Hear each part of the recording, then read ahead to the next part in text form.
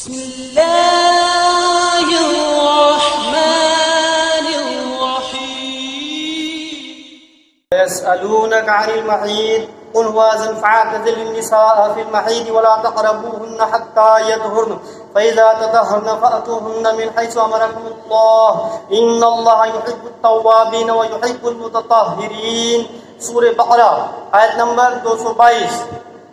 اور تم سے حیض کے بارے میں پوچھتے ہیں، تم فرماؤ وہ ناپاکی ہے، تو حیض کے دنوں میں عورتوں سے الگ رہو اور ان کے قریب نہ جاؤ جب تک پاک نہ ہو جائیں، پھر جب خوب پاک ہو جائیں تو ان کے پاس وہاں سے جاؤ جہاں سے تمہیں اللہ نے حکم دیا ہے، بے شک اللہ بہت توبہ قبول کرنے والوں سے محبت فرماتا ہے اور خوب صاف ستھرے رہنے والوں کو پسند فرماتا ہے۔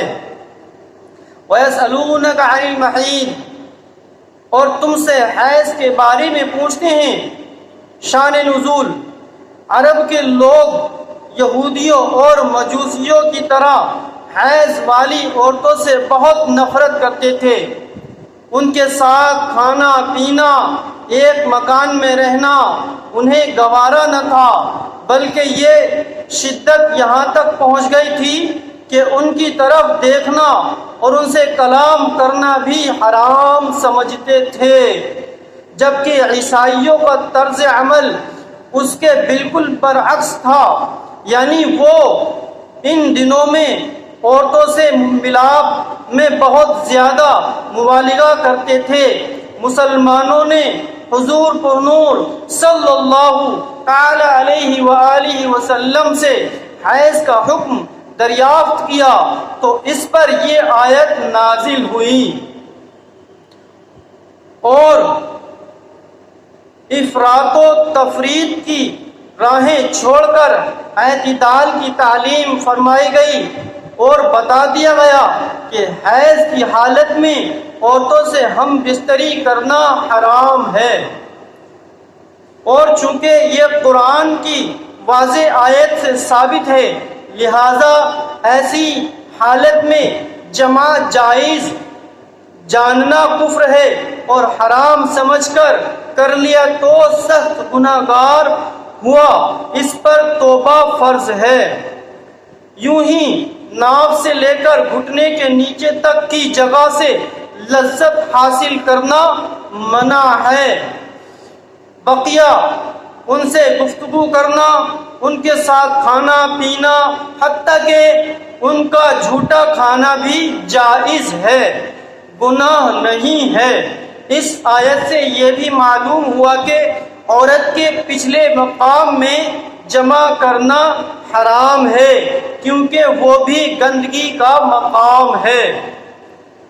فَإِذَا تَطَهَّرْنَ پھر جب خوب پاک ہو جائیں، خوب پاک ہونے سے مراد ایام حیض ختم ہونے کے بعد غسل کر لینا ہے، یعنی حیض کے دن ختم ہونے کے بعد جب غسل کر لیا جائے تو اس کا مطلب یہ ہے کہ خوب پاک ہو جائیں۔ اس سے مراد یہ ہے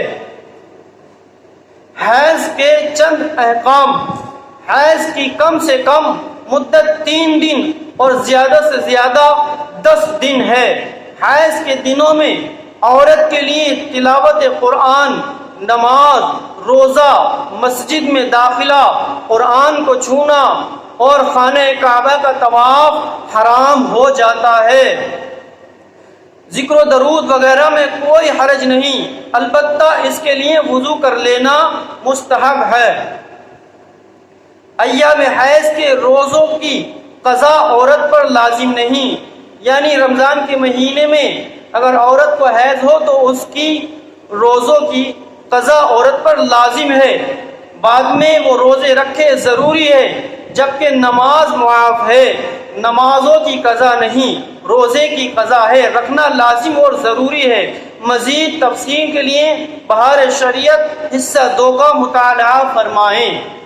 نساؤکم حرث لکم فأتوا حرثکم انا شئتم وقدموا لأنفسکم واتقوا اللہ واعلموا انکم ملاقوہ وبشر المؤمنین۔ سورہ بقرہ آیت نمبر 223۔ تمہاری عورتیں تمہارے لیے کھیتیاں ہیں، تو اپنی کھیتیوں میں جس طرح چاہو آؤ اور اپنے فائدے کا کام پہلے کرو اور اللہ سے ڈرتے رہو اور جان رکھو کہ تم اس سے ملنے والے ہو، اور اے حبیب ایمان والوں کو بشارت دو۔ نساؤکم حرث لکم، تمہاری عورتیں تمہارے لیے کھیتیاں ہیں۔ عورتوں سے متعلق فرمایا کہ وہ تمہاری کھیتیاں ہیں، یعنی عورتوں کے قریب سے نسل حاصل کرنے کا ارادہ کرو، نہ کہ صرف اپنی خواہش پوری کرنے کا۔ یہ ارادہ کرو کہ ہماری نسل، ہماری اولادیں، ہماری نسلیں اس عورت سے چلے، نہ کہ اپنے مزے کے لیے۔ نیز عورت سے ہر طرح ہم بستری جائز ہے، لیٹ کر، بیٹھ کر، کھڑے ہو کر، بشرطے شرط یہ کہ صحبت اگلے مقام میں ہو، کیونکہ یہی راستہ کھیتی یعنی اولاد کا ثمرہ حاصل کرنے کا ہے۔ وَقَدِّمُوا لِأَنفُسِكُمْ، اور اپنے بھلے کا کام پہلے کرو۔ اس سے مراد ہے کہ اعمال صالح کرو، یا جمع سے قبل بسم اللہ پڑھو۔